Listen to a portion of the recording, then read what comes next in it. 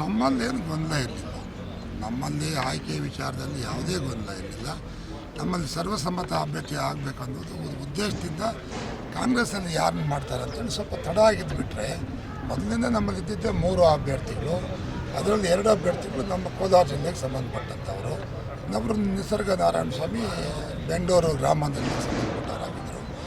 ಕಡೆಗೆ ನಾವೆಲ್ಲ ಸೇರಿ ಲೋಕಲ್ ಅಭ್ಯರ್ಥಿನೇ ಆಗಬೇಕು ನಮಗೆ ಅಂತೇಳಿ ಒತ್ತಾಯ ಮಾಡಿದಾಗ ಈ 2 ಹೆಸರು ಮಾತ್ರ ಮುಂಚೂಣಿಗೆ ಬಂತು, ಸಮೃದ್ಧಿ ಮತ್ತು ಮಲ್ಲೇಶ್ ಬಾಬು.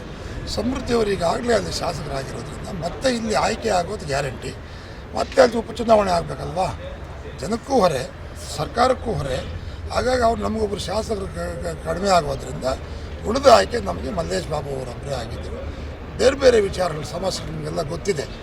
ಈ ಹಣಕಾಸಿನ ವಿಚಾರ ಇರ್ಬೋದು, ಇನ್ನೊಂದು ವಿಚಾರದಲ್ಲಿ ಎಲ್ಲ ಚರ್ಚೆ ಮಾಡಿ ನಾವೆಲ್ಲರೂ ಸೇರಿ ಎಲ್ಲ ನಮ್ಮ ಏನು JDS ಪಕ್ಷದ ಕಾರ್ಯಕರ್ತರಿದ್ದಾರೆ ಎಲ್ಲರೂ ಸೇರಿ ನಾವು ಚುನಾವಣೆ ಮಾಡ್ತೀವಿ, ಯಾವುದೇ ನಮ್ಮಲ್ಲಿ ಸಮಸ್ಯೆ ಆಗುತ್ತೆ ಚುನಾವಣೆ ಮಾಡ್ತೀವಿ ಅಂತೇಳಿ ಮೊನ್ನೆ ರಾತ್ರಿ 10 ಗಂಟೆಯಲ್ಲಿ ಕ್ಯಾಬಿನೆಟ್ ಫೈನಲ್ ಆಗಿದೆ. ನಮ್ಮಲ್ಲಿ ಯಾವುದೇ ರೀತಿ ಗೊಂದಲ ಇಲ್ಲ. ನೀವು ಕಾಂಗ್ರೆಸ್ ಪಕ್ಷದ ಕೇಳಿದ್ರಿ, ಕಾಂಗ್ರೆಸ್ ಪಕ್ಷದ ಅಭ್ಯರ್ಥಿ ಯಾರಾಗ್ತಾರಂತ ನಾವು ತಲೆನೇ ಕೆಡಿಸ್ಕೊಂಡಿಲ್ಲ. ಅವ್ರು ಯಾರು ಆಗಲಿ ನಮ್ಮ ಅಪೋನೆಂಟ್ ಅಲ್ವಾ, ಅವ್ರು ಎಷ್ಟೇ ಸ್ಟ್ರಾಂಗ್ ಇದ್ದರೂ ಕೂಡ ಅವ್ರಿಗಿಂತಲೂ ಮೀರಿ ನಾವು ಚುನಾವಣೆ ಮಾಡ್ತೀವಿ. ನಮ್ಮಲ್ಲಿ ಒಳ್ಳೆಯ ನಿಷ್ಠಾವಂತ ಅಭ್ಯರ್ಥಿ ನಮ್ಮ ಮಲ್ಲೇಶ್ ಬಾಬು ಅವರು ಎಲ್ರಿಗೂ ಗೊತ್ತಿರೋವಂಥದ್ದೇ. ಯಾರೂ ಅವ್ರ ಬಗ್ಗೆ ಡಿಸ್ಪ್ಯೂಟ್ ಮಾಡೋಂಥವರೆಲ್ಲ. ಈವನ್ ಕಾಂಗ್ರೆಸ್ಸಲ್ಲೂ ಕೂಡ ಅವ್ರ ನಾಯಕರೇ ನಮ್ಗೆ ಹೇಳಿದ್ದಾರೆ, ಅವರು ಜನರಲ್ ಕ್ಯಾಂಡಿಡೇಟು, ಮೀಸಲು ಕ್ಯಾಂಡಿಡೇಟ್ ಅಲ್ಲ ಅನ್ನೋ ಮಾತನ್ನು ಅವ್ರ ಬಾಯಲ್ಲೂ ಬಂದಿದೆ.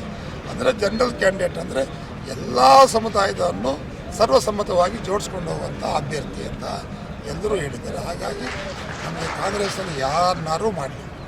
ನೀವು ಹೇಳಿದಿರಿ ಸ್ವಾಭಿಮಾನ ಕೋಲಾರ ಅನ್ನೋದು ನಮ್ಮ ಮುಂದಿನ ಒಂದು ವಾಕ್ಯ. ಯಾಕಂದರೆ ನಮ್ಮಲ್ಲಿ ಒಬ್ಬರು ಕಾಂಗ್ರೆಸ್ ಪಕ್ಷದಲ್ಲಿ ಇಷ್ಟು ಶಾಸಕರಿದ್ದಾರೆ, ಇಷ್ಟು ಇತಿಹಾಸ ಇದೆ, 125 ವರ್ಷ ಕಾಂಗ್ರೆಸ್ಗೆ ಇತಿಹಾಸ ಇದೆ. ಒಬ್ಬ ಅಭ್ಯರ್ಥಿ ಸಿಕ್ಕಿಲ್ಲ ಅವ್ರಿಗೆ. ಅವರ ಆಯ್ಕೆ ಮಾಡಲಿ, ಯಾವ ಸಮುದಾಯಕ್ಕಾದರೂ ಕೊಡಲಿ. ಈಗ ಅವರು ಇಷ್ಟೆಲ್ಲ ಹಗ್ಗ ಜಗ್ಗಾಟ ಮಾಡಿ ಎಲ್ಲ ಬೆಂಗಳೂರವ್ರಿಗೆ ಅಭ್ಯರ್ಥಿ ಮಾಡಿರೋದ್ರಲ್ಲಿ ಅಷ್ಟರಲ್ಲೇ ಗೊತ್ತಾಗುತ್ತೆ ನಮ್ಮ ಜನ ಮತ ಹಾಕ್ಬೇಕಾದ್ರೆ ಯಾವ ತೀರ್ಮಾನ ತಗೊಳ್ತಾರೆ ಅಂತ. ನಮ್ಮ ಅಭ್ಯರ್ಥಿ ಇನ್ನೂ ಹೆಚ್ಚಿನ ಒಂದು ಬಹುಮತದಲ್ಲಿ ಗೆಲ್ತಾರೆ ಅಂತ ನಾನು ಇವತ್ತು ಧೈರ್ಯವಾಗಿ ಹೇಳ್ಬೋದು. ಸ್ಥಳೀಯರು ಮತ್ತು ಹೊರಗಿನವರ ಪೈಪೋಟಿ ಆ ಥರ ಇಲ್ಲ. ಸ್ವಾಭಿಮಾನಿಗಳು ಮತ್ತು ಸ್ವಾಭಿಮಾನ ಇಲ್ಲದವರಷ್ಟೇ. ನೋಡಿ, ನಮ್ಮ ಪ್ರಕಾರ ಅವತ್ತಿನ ದಿವಸ ಡಾಕ್ಟರ್ BR ಅಂಬೇಡ್ಕರ್ ಅವರು ಕೊಟ್ಟಿರೋದು ಎಲ್ಲ ಪರಿಶಿಷ್ಟ ಜಾತಿ ವರ್ಗದವ್ರಿಗೂ ಅಂತ ಹೇಳಿ ಮೀಸಲಾತಿ ಕೊಟ್ಟಿರುವಂಥದ್ದು ಅಲ್ವಾ. ಅವರು ಒಟ್ಟಾಗಿ ಎಲ್ಲರೂ ಸಮಪಾಲು ಸಮಬಾಳು ಒಟ್ಟಿಗೆ ಹೋಗಿ ಅಂತ ಹೇಳಿದಾಗ ಈ ಒಂದು ಪರಿಶಿಷ್ಟ ಜಾತಿ ವರ್ಗದ ನಾಯಕರು ಹೋಗಿ ಇವರಲ್ಲೇ ನಾನು ಲೆಫ್ಟು, ನೀನು ರೈಟು, ನೀನು ಟಚಬಲ್ಲು, ಅನ್ಟಚಬಲ್ಲು ಆ ಥರ ಏನಾರು ಮೀಸಲಾತಿ ಕೊಟ್ಟಿದ್ದಾರೆ.